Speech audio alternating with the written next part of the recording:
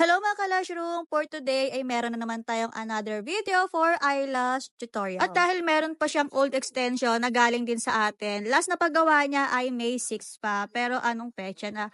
June 10. Tama ba? June 10. Ngayon nga ay mag-eyelash removal muna tayo bago tayo mag-new set. After 5 minutes nga, ayan, tatanggalin na natin dahil nababad na natin siya ng maigi. And sa pagtatanggal ng old extension, ay kailangan ay dahan-dahan, suwabe. Hindi mo kailangan ng may force, ganun. May force? May force? Yun.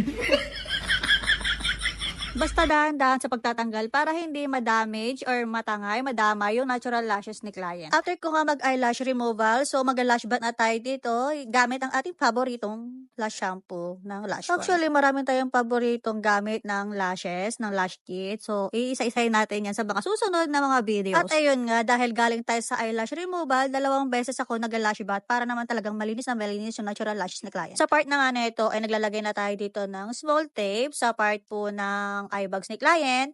And para maganda yung pagkakalapat ng paglalagyan natin ng eyelash gel patch. After ng gel patch, naglalagay ulit ako dito ng white tape para ma-secure ko talaga na hindi talaga lalabas yung mga bottom lashes. Naglalagay na nga pala ako dito ng glue primer. So, ang gamit natin dito ng glue primer ay yung glue primer ng Gelin. Hindi ko alam at hindi ko napindot yung video para mapakita ko nga sa inyo kung ano nga yung glue primer ng Gelin. At ngayon nga, nagmamapping na tayo dito. So, ang request or yung pinapagawa talaga ni client ay yung cat eye na volume before. Pero ngayon, gusto naman niyang ma-try yung wet lash na cat eye. Pero ang gusto lang niya na size na pinakamahaba na ilagay natin sa kanya ay yung size 13 lang. Yun lang yun. Hanggang 13 lang yung pinakamahaba na gusto niyang ilagay sa kanya. So, 13mm to 8mm. At yung gagamitin natin dito na lash glue ay yung extreme glue ng Gelin. So, syempre, bago natin gamitin ng isang lash glue, so kailangan muna natin siya i-shake ng maigi. So, itong shaker glue na gamit natin ay galing din to sa Gelin. Itong shaker glue na to ay grabe kong mag-shake. Yung nginig talaga na ito, inaabot talaga hanggang tuhod ko.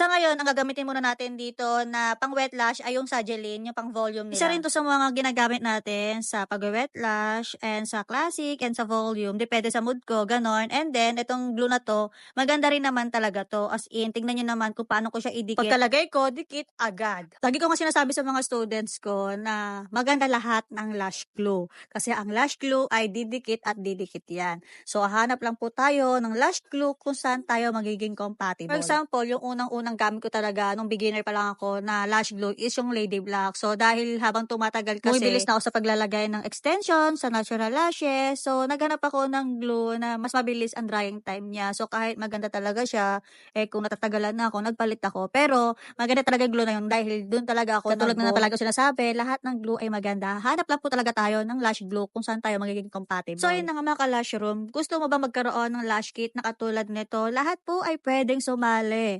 So, ang gagawin nyo lang po, syempre, kailangan ay nakafollow kayo sa ating Facebook page and palaging sipagan mag-react, mag-comment, and mag-share. So, ayun lang. Thank you for watching. Bye! Mwah!